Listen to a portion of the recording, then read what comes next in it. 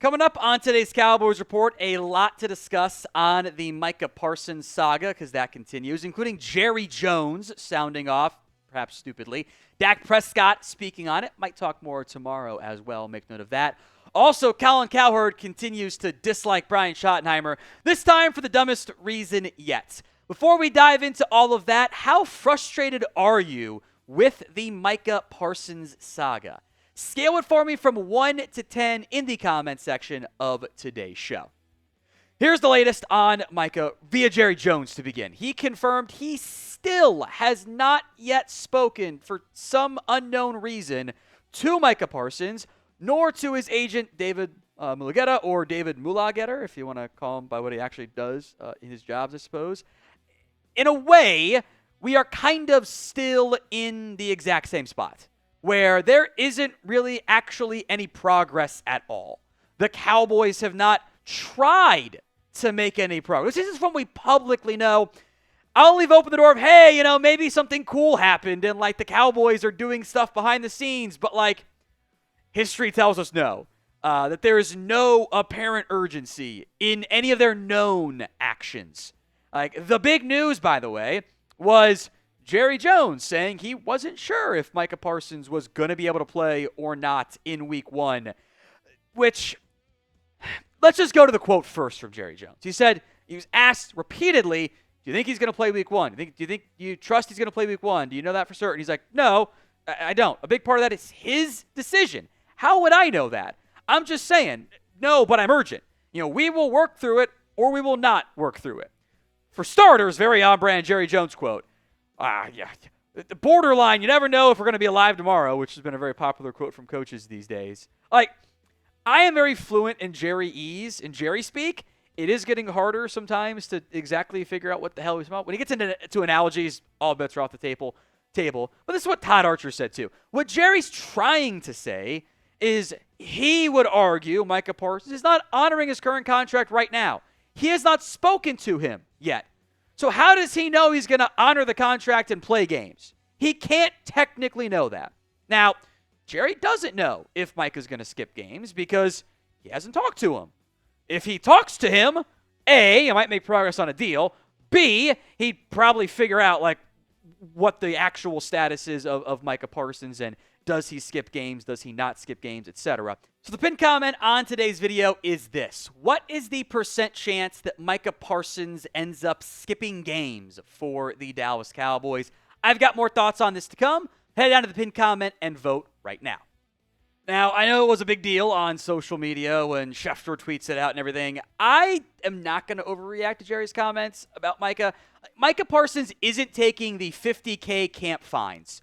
So I would be surprised if he passed on what amounts to around $1.4 million in game checks just to prove a point, essentially. I don't really buy that. You keep the door open as leverage, but that's one I call the bluff on. I would not have gotten to this point in the first place, but I would say that would be a bluff more than anything else. It's also worth mentioning Jerry Jones had this quote. I think the world of Micah. He's one of the brightest people I've ever been around. He's very, very talented.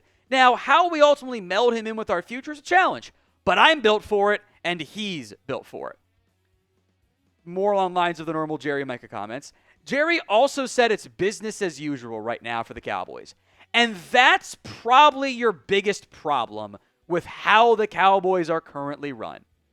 Why is it business as usual right now? Jerry Jones / the Cowboys are upset because they think that Micah Parsons is bailing on a verbally agreed to contract. Micah's upset because he feels like he was taken advantage of a little bit, and he always thought the agent would be involved, and he's upset that this has gone so far sideways when he thought that it was going to be different this time. Both sides thought it was going to be different this time.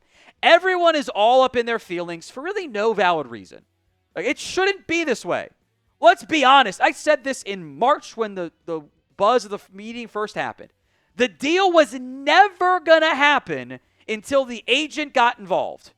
Why you have David Mulugheta to do this type of stuff for you. Nothing was ever even signed. This idea that somehow there's a verbally binding contract, get out of here. Jerry Jones is a billion with a B businessman. He knows better than that. He knows this is not how it works. He keeps bringing up the analogy of, I got the Cowboys with a verbal agreement. We shook hands. Guess what you did before you actually bought the Cowboys, Jerry? You had the lawyers go through the paperwork. You signed stuff when you bought the Cowboys. Get over yourself. It is 2025. It's almost 2026. Stop talking about what happened in the 1990s, 1980s. Get over yourself. There is a little bit of taking advantage here, play, and kind of maybe letting yourself get taken advantage to an extent. Micah should have known better. Like, he could have asked Des Bryant. He could have asked Dak Prescott. He could have asked Tony Romo, which, well, I guess Romo did let it happen, and it worked out okay. You don't let Jerry do this stuff. Like, there's a great story from Des about how, Jerry tried to do the exact same thing at an event, tried to get him to talk contract. Des stopped it, said talk to the agent. So Micah should have done. Messed up by not doing it. That was an issue and remains an issue here for the Cowboys. Now, coming up here, we will discuss more on Brian Schottenheimer, what Colin Cowherd had to say, plus more on Micah. This Cowboys hoodie is on sale. Was $55, now it's just $53. Get the deal at chatsports.com/DAL hoodie. Link will be in the comment section and the description, third paragraph of today's show. More on Micah as he kind of created some buzz this morning, / it might have been last night, the exact timing. I had to double check. Anyway, he went out of his way to reply to an Aaron Donald comment about Micah potentially joining the LA Rams. This is the photo here that was posted by a Rams fan account, a Photoshop edit of Micah Parsons. Aaron Donald then responded, tagging Micah, saying, if Micah goes to the Rams, I'm going to have to get back in football shape. That'd be unreal if he were to return. Micah said, don't tell me info like that, and then tagged his agent in it. Now, it didn't get a ton of buzz because, it's Instagram, not everyone sees it. But what's going on here is this. This is Micah Parsons playing the game. In a game I hate, by the way. He's not really a big Instagram guy. He's not, he does social media stuff, but he's not always on Instagram. But he knows exactly what he's doing. He knows exactly what his plans are. Tagging the agent in the tweet, too, what's up. This was honestly probably coordinated because we are now in the engage with the photo swap stage. Debo did it. Remember that one? The Cowboys Photoshop? This is just the playbook right now, and I hate it. I think Dak Prescott, by the way, had maybe the best reaction of the players, or at least one of them. I think CeeDee Lamb, said good ones too.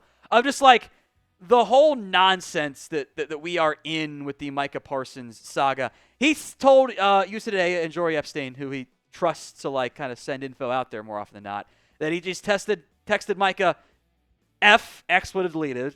I'm trying to swear less, comma man. Now, Dak also followed up with what the background was, saying he knows what that means. It wasn't F you, Micah, or F them, the Cowboys. It's more of a F, man, this is frustrating for everybody involved. Now, I think we as fans probably have some more directed FUs involved. I certainly have. But the frustration element of this is so real. Just the overall mindset is frustrating. I am tired of doing this. I'm sick of it.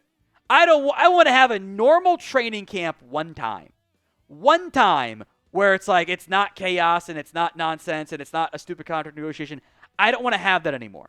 I just want to have a normal training camp without a bunch of drama and stupid stuff going on. Now, we'll be here throughout training camp. So if you haven't already, hit that sub button, youtube.com/@CowboysTV. We'll be live for every preseason game. We should at least 219,000 subs here on the Cowboys Report, if not before, after that game ends.